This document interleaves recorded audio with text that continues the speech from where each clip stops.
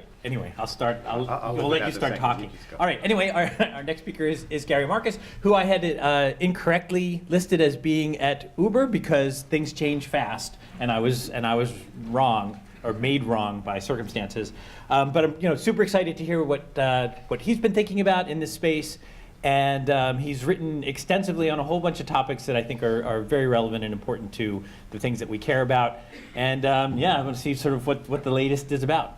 All right, so you will see that I changed my title from what was promised. If you really want to see what was promised, MTech just put that talk online, and you can go watch it. So I thought I'd say something that was at least a little more relevant about whether artificial general intelligence is imminent and what exactly we should be worried about. But first, I must give you a tale of two children, and really that will occupy most of the time that I'm here. So this is Alexander. He's my son. He's now 4 years old, so the picture's a little bit out of date. But I will say, I will assert that he has essentially complete linguistic capacities. I'll explain that animation in a second. He's capable of producing and understanding counterfactuals. He can do all kinds of very cool cognitive things. He has a very well developed, though imperfect, capacity to think about the physical world. He has an outstanding capacity to acquire and even invent new motor actions, strong ability to transfer knowledge between domains and novel situations. And I tell you all of this because I'm always thinking about the relation between what he can do and what robots can do and what AI systems can do. And I'll mention in this crowd that he has the same birthday as Rodney Brooks. And I used to every year on their mutual birthday send Rodney an email saying, "My son can do this, can your robots do it?" I did that for 3 years, and I just thought it was cruel this year, and I didn't. So here's Alexander doing a motor technique that probably Baxter can't do, which is it was described before. There's a glass table and a couch, and he's leaping from the glass table to the couch, and on that particular trial he succeeded, thank God. But you will note in the legend it says this cute child's cognitive capabilities are uneven. So despite all the wonderful linguistic and motor capacities, his capacity for assessing risk is only moderately well correlated with reality. And he has no concern whatsoever for what his parents will think if he injures himself during exploratory play. There have been negotiations on these topics, but they haven't gone that well. He also routinely suffers complete lapses of all ethical reasoning whenever there are property disputes with this young lady, which is my daughter and his sister. This happens about 3 to 10 times a day. She'll reappear later in the plot. Presumably, all of this is only going to get worse. And you can think that robots might be a little like kids. We can talk about that in a second. Teenagers have even stronger reasoning and language skills. They have adult-like pleasure systems, which in some ways I'm thankful my son doesn't have yet. They have their own set of inhibitory challenges and a greater capacity than toddlers to do things like operate heavy machinery, which is also, of course, true of some robots now that drive cars. So first lesson that I want to give you today is simply that cognition is not homogeneous, right? So my son is really great at some things and not like at others, like the assessment of risk. So when I read stuff in this field or come to the talks, people always talk about things like superintelligence. Mercifully, that word hasn't been mentioned too many times today, which I appreciate. But people often have this kind of one-dimensional variable, like there's going to be some magic day, and on that magic day, robot IQ is going to be 172 or whatever the magic number is, and then all hell is going to break loose or something like that. And this is kind of like the received view in the media, but I even hear like intelligent people talk about this. And I don't think that we should be thinking it in terms of like one trait or one magic day or singularity or nerd rapture or whatever it is that Kurzweil is after.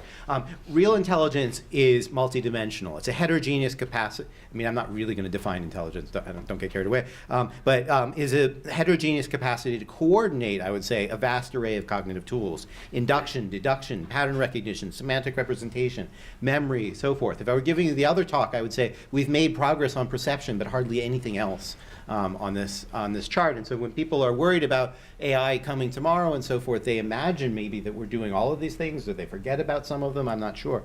But the only ones we're really making progress on, I would say, is perception. I think Ernie was ever so slightly unfair to perception when he said we haven't quite solved perception yet. Like, we have actually solved a piece of perception, maybe, but a lot of these things we haven't gotten that far on. And it's worth noting that computers and humans already occupy very different points in cognitive space. I guess this is animation sorry, some text here that I can barely see. But so Deep Blue and Garry Kasparov, for example, are both intelligent by some measure of intelligence. They can both play chess, but they do it entirely differently. And it's important to realize that different AI systems do things entirely different from one another. They can vary in different properties, ranging from like their ability to store information to how modular they are and so forth. So the point of the first part of the talk, or one of the points of this first part of the talk, is we have to remember that AI is just not this one single thing that we can just say, when we get to this magic number, it's going to be like this. It depends on the properties of the AI systems. So some AI systems might be able to reason ethically, and others might not, even if we want them to, depending on their underlying composition, for example. And we just can't be as coarse about it as I think that we are.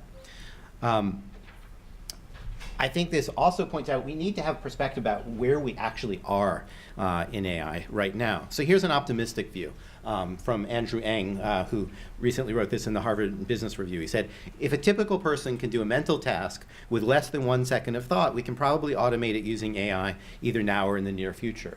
And if that were true, I think we would really need to rush to solve the ethical problems. Not that I don't think we should try to solve them, but we might not be as much of a hurry as Andrew implicitly implies. So what kind of mental task can a typical person do in a second? Well, here's an easy one.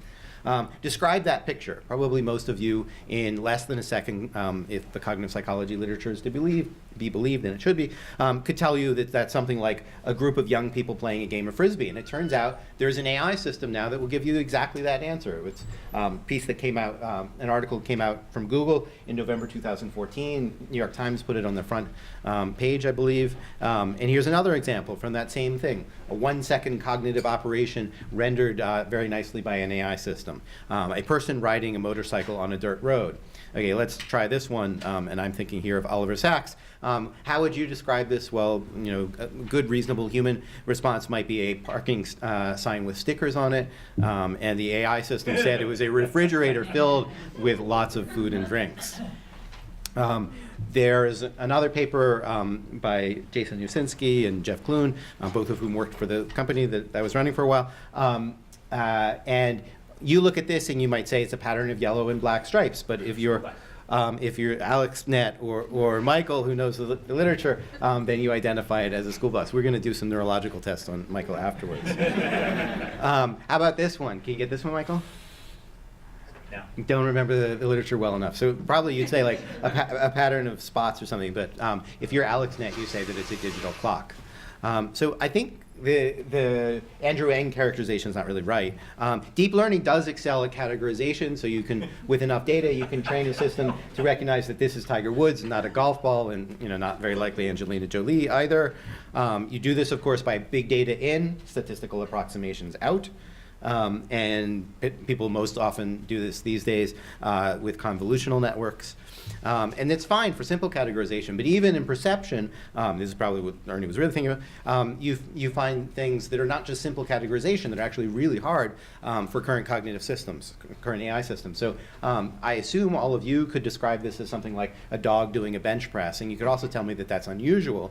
Your typical deep learning system, that wasn't a laugh one. The deep learning system might have trouble even recognizing the dog because the configuration of the ears are not what you see in the training set. And it's certainly not going to be able to tell you that it's unusual, that the dog's going to need to work out before it can do that much weight or any of that kind of stuff that you might be able to say as part of the perceptual system. So here is Chloe, the younger sister Alexander, and this is an example from last week. So she gives me an artwork that she's just made. It's about a half-page drawing, and I stick it in this, which is her mother's armoire. And I say to her, let's put your artwork in Mama's armoire. I don't remember verbatim what I said, but I wrote down what she said because I thought it was so cool. She says, that way Mama doesn't see it, but when she opens it, she can see it. So why is that interesting? Well, for one thing, my daughter inferred the intent behind my proposed plan. She figured out why it is that I wanted to do the thing that I want to do. If you can show me an AI system that can do that reliably across a lot of real-world situations, I will retire in my role as AI skeptic. But for now, I don't think there's any system that can do anything like that. And then she was able to articulate the reasoning behind her intent. So if you follow the deep learning literature, a big issue right now is how to build interpretable models where we can articulate why it is that they're doing what they're doing. my daughter was able to articulate why I was doing what I was doing. And she was able to understand a potential future that she hadn't directly observed. She didn't need 100,000 training trials of pieces of paper stick in armoires in order to figure the whole thing out. For fairness, sort of kind of fairness, I asked Siri the same question. And Siri said, okay, I found this on the web for what happens when you put artwork in an armoire. The first answer was, what happens if you break an artwork, which is maybe not as on point as Chloe's observations. And the one accurate piece of writing I've seen in Wired recently on AI was this one. Usually they're like, AI is here tomorrow. And this one said, the best AI still flunks 8th grade science. This was based on the exam that Allen AI Institute was putting together. If you can't do 8th grade science, how are you going to do ethical reasoning? So here's Andrew Ng's quote again. If a typical person can do a mental task with less than 1 second of thought, we can probably automate it, either now or in the near future. And here's my version of it that I think is more realistic, but not quite as pithy. If a typical person can do a mental task with less than 1 second of thought, and we can gather an enormous amount of directly relevant data, as we could in Go, we have a fighting chance, so long as the test data aren't too terribly different from the training data, and the domain doesn't change too much over time, right? So AlphaGo actually sort of meets all of my conditions because it doesn't change over time. You can collect essentially an infinite amount of data. But ethics, you're never going to see any particular ethic problem exactly the same way twice. The world is changing and so forth. It's kind of the antithesis of what these current systems are able to do. So a reality check here is that we're not even close to building AI systems that could reason in real world context. I don't even think we're on a path to do that. The kinds of systems we're building are mostly good at perceptual categorization in stable worlds with lots of data. That's not what we need for AI systems that reason about ethics. We need a different kind of inference altogether. The more open-ended a given problem is, the harder it is for machines to do it. And this is true across, I think, all approaches to AI. It's hard enough to program an autonomous vehicle to recognize a truck on a sunny day, as you probably noticed when there was a fatality. Ethical reasoning is a lot harder and a lot more open-ended than driving a car. I mean, of course, I, as Wendell reminds you, actually invented the trolley problems for cars, so I realize there's some crossover here. But in general, driving a car is not that complicated a process. Ethics, I think, is. And we have at present, so far as I know, no serious proposal how we actually code something like, say, Asimov's laws. Of course, I think Asimov's laws have plenty of problems. I think maybe Wendell's articulated them at some point. I've written about it. But how do you even get off the ground? How do you program in a system harm? I mean, this is not like programming in pictures of Tiger Woods and you recognize that this is another exemplar of the Tiger Woods category. We don't know how to do a harm or a good or any of those things in that kind of context. Why does all of this matter? Because we are eventually going to have to build systems that learn ethics. It might not be tomorrow, and I don't think we're close to being able to do it tomorrow. But I actually like this movie, Chappie. It was a terrible movie. But I wrote a review about it in the New Yorker, and what I pointed out is that it has a very nice developmental perspective on ethics. So in the ideal world, maybe we could codify all of our ethical knowledge and we just program it in. But in the real world, there's always going to be cases we didn't think about. And they actually captured that in the movie, right? Because the maker says, don't kill anybody. And so Chappie duly notes his lesson. And then Chappie gets adopted by some rough guys, and one of the rough guys says, but it's okay to hurt them, realizing that he won't be able to use his robot to kill people, but maybe if he can cause other mayhem, he'll be able to profit from them. And so Chappie duly noticed that it's okay to hurt them. In fact, I think maybe his caretaker persuades him that that's okay, people enjoy it or something like that. And so the point of that was, if you have a learning system, it's vulnerable. And I don't think we have any clue how to do this. Of course, I'm trying to do this right now with my 2 small cognitive systems that I'm growing that you just met. And it's challenging. There's also serious problems in machine learning, which is kind of our dominant learning paradigm right now, about how to engineer anything with reliability. So there's a wonderful talk that Peter Norvig gave at MTech last year, which I just persuaded them to put back online, where he talks about all of the problems in how you get a machine learning system to work reliably from one day to the next. So there's a paper actually from Google by a different set of people. Dee Scully, who's related to the Scully who once ran Apple, is the first author of this paper with a title of something like Machine Learning, the High Interest, the Technical well, I can't quite get the words, but basically the point is that it's a high interest credit card of technical debt. That machine learning, it works, you solve a particular problem, but there's no guarantee that it's going to work tomorrow or next week, or maybe it'll fail on Christmas because some of your assumptions were wrong. There's really no guarantee there. So in classical engineering, things work by structuring guarantee on top of guarantee. So this part will work within this tolerance, and this part that is assembled from those parts will work within that tolerance, and so forth. But with machine learning, what we really have is, I have a training set, I have a test set, and the test set's close enough to the training set today that I think it's going to work. But we don't know what's going to happen if the test set varies considerably. And unfortunately, ethical problems are exactly like that. The circumstances are always different. You're always outside the space of problems that we've seen before. So we need wholesale changes in how we think about learning, I believe, before we can really tackle these problems. So 2 summary slides, and then I'll have time for questions. The first is that the nature of the cognitive machines that we create depends not on some overall IQ number, not just on some overall IQ number or superintelligence threshold or anything like that, but the exact constellation of the cognitive abilities they have, how those things interact together. So this is why I had the example of my son early on, right? He's very cognitively sophisticated in some ways, and that doesn't always interact very well with the ways in which he's less cognitively sophisticated. And it's easy to imagine robotic systems in exactly that way. No 2 snowflakes are like probably no 2 superintelligences will be either. I have no idea where we're going to be a century from now. I sometimes think about, like, what if someone had come to me and said, can you do like the ethics of electricity and like where it's going to take us? And of course, I would not have anticipated cell phones or Facebook or any of this stuff. But I would say that until we have some basic advances in machine learning and its ability to reason over abstractions, I have a book called The Algebraic Mind, which is kind of on this point. We're not going to be able to create systems that are capable of reasoning ethically. It's just a different bin than the kind of perceptual problems that we have some purchase on now. And maybe our greatest fear shouldn't actually be superintelligence, which maybe if it's programmed really well actually will be able to reason about ethics. But immature pre-superintelligences along the way that, for example, have great perception and great optimization but don't have very much abstract reasoning. So I wouldn't worry as much about superintelligence as what's going to be the path along the way with all the systems that we might build, and how are we going to constrain that. And thank you very much.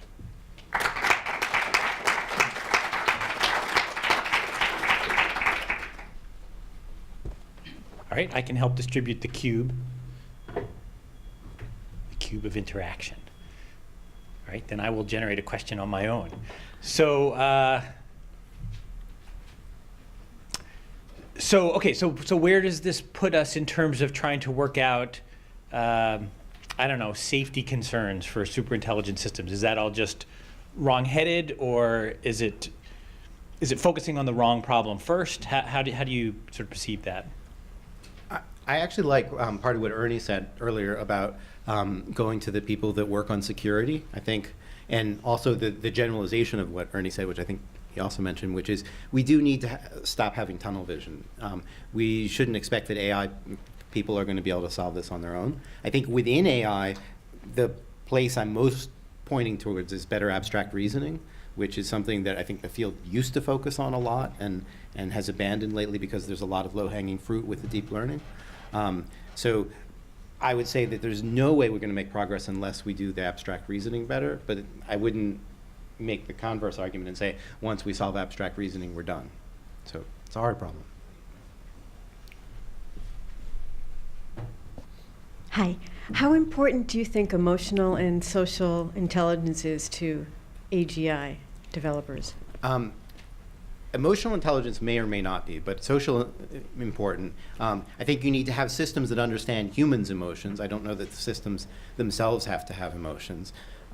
Social intelligence, I think, is critical. So many of the things that we think about in ethics, or that you think about in ethics, rest on our understanding of like people's motivations, their intentions, why are they doing things, and so forth.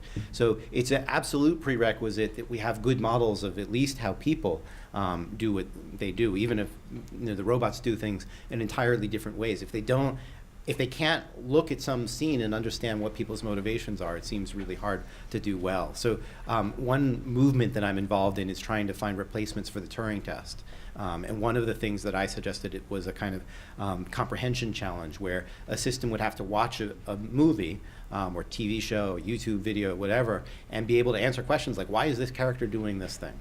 And that seems like a hard enough problem, but it also seems like a prerequisite to really doing AI ethics well. If you don't know why people have the intentions that they do, then you're kind of screwed. And at least our legal system very much depends on our understanding of intent. So you need systems that can reason over those things. I love the idea of immature systems being being more dangerous, because I think we see a lot of that in sort of computer history. But I think it was MIT had a test recently where you would decide who died if your robot car was, and what struck me about that is it's not how people make the decision. I mean, they react instinctively to preserve themselves, no matter how altruistic they are in normal life.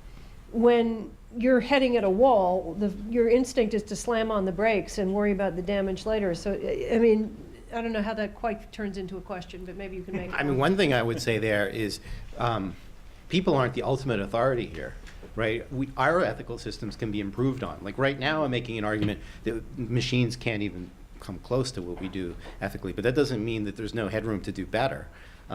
So, we're very selfish, as I guess you documented with respect to these problems.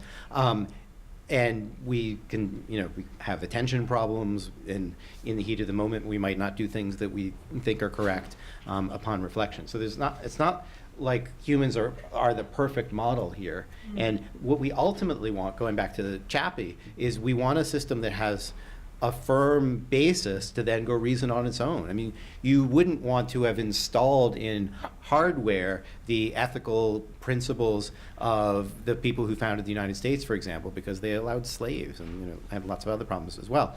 And so, like, do you want to install my ethical problems, chosen in 2017? I mean, they're better than some. I like them, but probably you could do better. There are lots of ways in which you could probably do better than my ethical system. But you're only going to be able to do that with a system that can learn and is properly constrained to learn well. And the question is, how do you do that? In the test, I saved all the old people and killed kids and pets.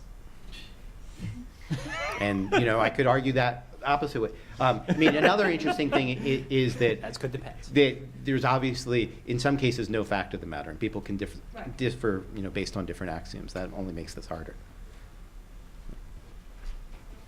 So I wonder if maybe one limitation also could be thought of as, we're thinking of these systems always as being very autonomous, right? So they're making decisions on their own. They're ethical because we program them to have some kind of, I don't know, ethical calculus or whatever. But, your children or even ourselves, one of the reasons that we're not sitting here killing each other or whatever is because there are serious consequences for us and we care about them, right? We want to be a part of society. We follow norms because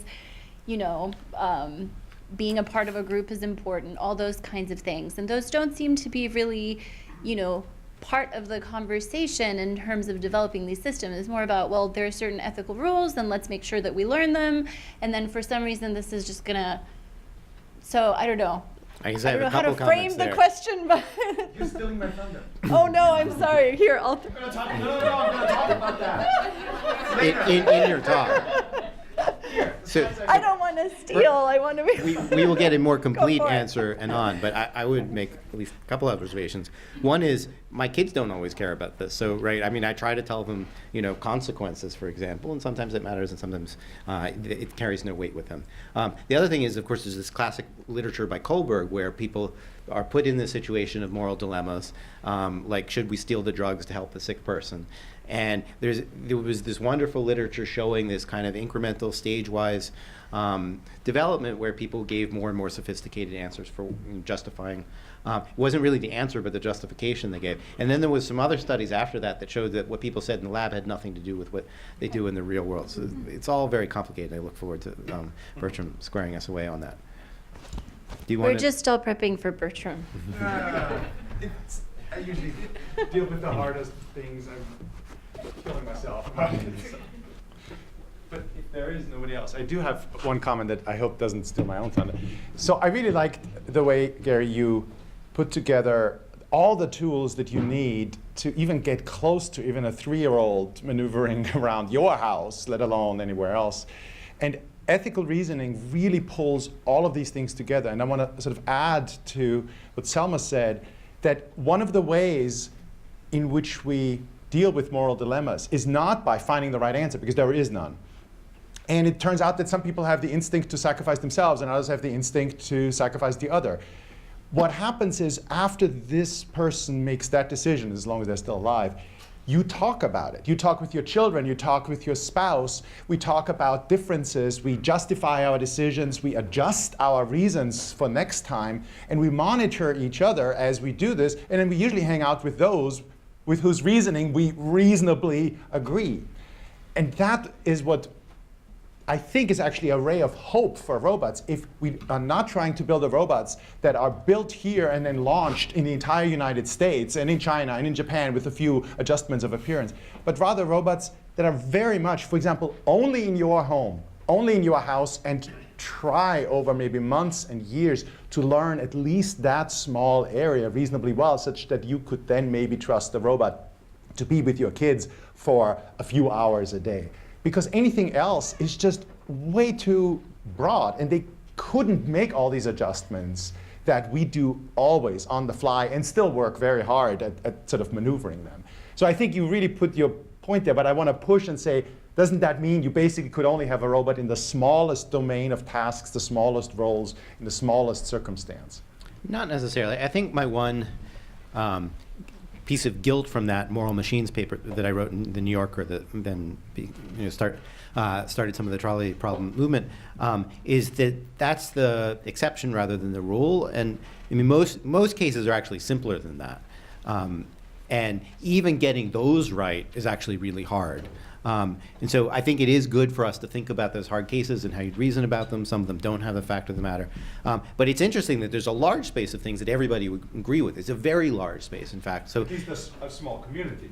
well, but it's not that small. So like most people on the planet can watch most movies and agree who's the good guys and the bad guys. There's some interesting movies that actually play on that in different ways, but most of the time we actually agree. If we get a robot to agree, with the average viewer across all of the world's movies or something like that, that would be a phenomenal thing. If it had the level of comprehension, you can make it easier and just make it written text, even make it like fables or something like that, like constrain the domain. It would still be really impressive if you could get AI systems to be able to reason as well as sort of ordinary human beings. And then it's sort of the icing on the cake, which we would like to get, to do these more complicated situations that professional ethicists worry about.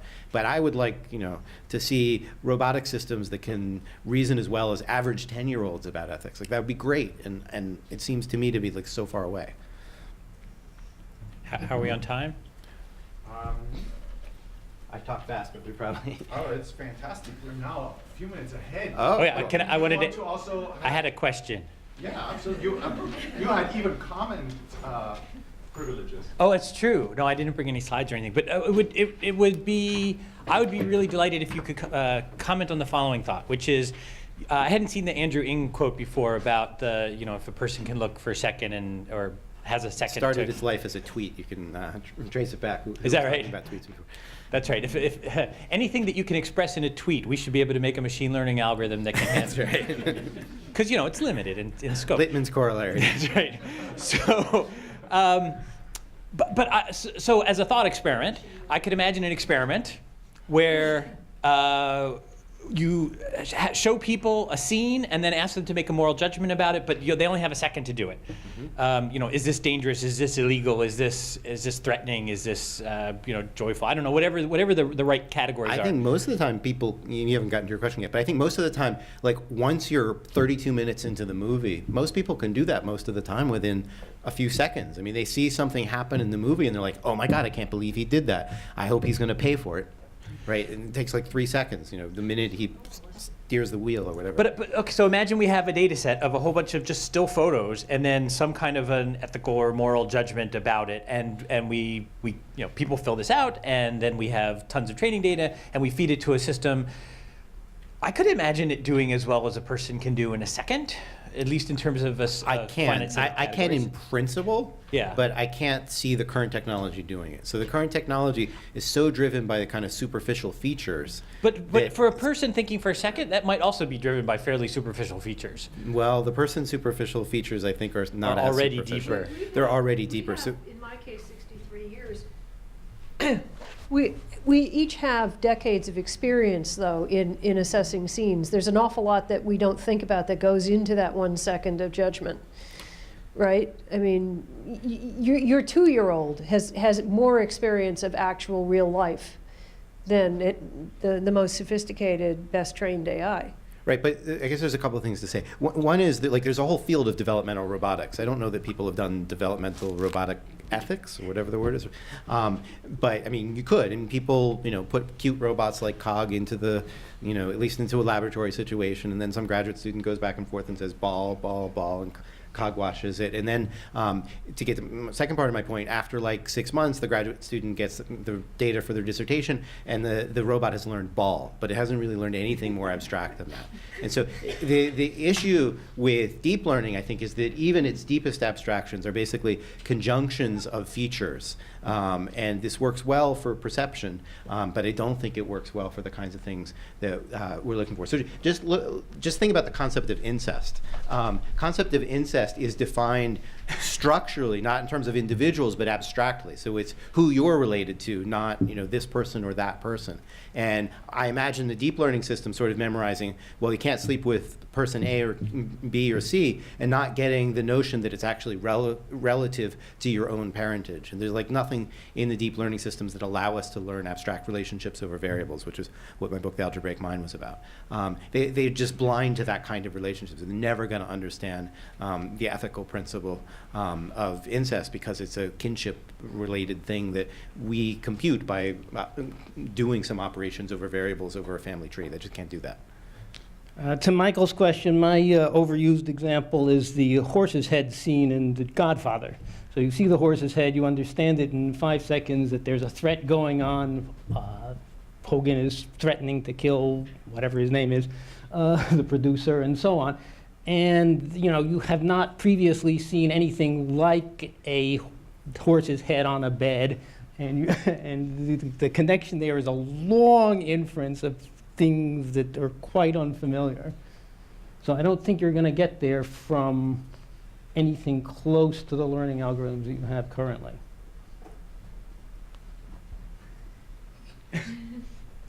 Nah. No, just in the sense that, again, if you're reacting just instantaneously at a gut level to a scene like that, there's blood, there's people going, like, there's lots of very simple kind of visual cues that something horrific is underway. So you could get the gross negative of that, but I'm sure we can come up with some artful examples that'll break it, but you wouldn't get the blackmail part of it, for example. You won't get that just from the blood, right? So there's some more abstract features that you won't But get. the claim is that maybe people actually are getting that even in that first second. And it's not just a further skilled director, reflection. as opposed to an unskilled director, gets the whole audience to realize the same thing at the same time. And that's part of the art of direction, is you put in enough clues so that when you put the right thing, everybody gets it. There's this cute study by my NYU colleague, David Heeger, looking at how correlated people's brains are as they watch movies. And when they watch Hitchcock movies, they're very well correlated because all of the pieces have been laid down. And it's not just the visual. I mean, one of Hitchcock's favorite examples is you see somebody, I won't quite get it right, but it's something like you see somebody in a car, and that's not suspense, right? But if you see somebody in a car and you know that they're late to catch the train, and otherwise they're going to die or whatever, that's suspense. So it's the same visual, exactly the same visual, but it's been prepared differently. Right, or if you know that somebody had planted a bomb in that particular car, even if the person is not showing any signs of distress, you watching are definitely feeling those signs of distress. One of my favorite scenes in Breaking Bad, then we'll take Wendell's question, was there was a car chase with one car. And I had never seen that before in television. It would have just looked like a guy's driving fast and he's panicked on his phone, right? But you understand the context, and it works. Well, it seems, if I'm right, and see if you agree with this, is the problem we have here is between structured and unstructured learning. Michael has implied that you could structure a learning situation so that it would understand that. But this movie scene from The Godfather is one totally dependent upon unstructured learning. the Yeah, capacity that you have information that's very disparate. And we haven't even begun to crack unstructured learning for robots or AI. Yeah, or even like reading from unstructured text. I don't 100% agree with you, but I think what your observation, Wendell, is in the right ballpark. Like, if we can't read unstructured text and we can only read what's in the boxes, how are we going to do this other stuff? There might be some level at which we can do something like what Michael's talking about as a back end to a system that's already parsed things into structured representations about entities and relationships and so forth. Then maybe you can do some kind of vaguely correlational learning at that point. But right now, our front end is like features, and it's like perceptual features, and that's not enough. All right, we should probably. All right, excellent. Thank you so much.